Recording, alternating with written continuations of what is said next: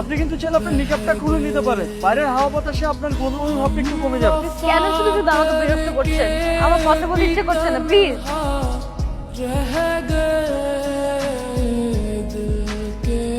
Excuse me, আপনি কি কোনো প্রবলেমে পড়েছেন? আপনাকে দেখে অনেক বিপদগ্রস্ত মনে হচ্ছে। আপনি আবার আমাকে বিরক্ত করতে এসেছেন।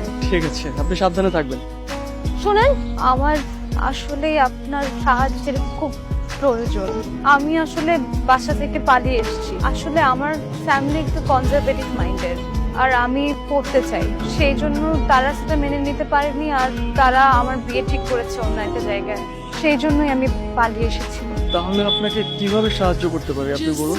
কয়েকদিনের জন্য আমার একটু থাকার ব্যবস্থা করে দিতে পারেন?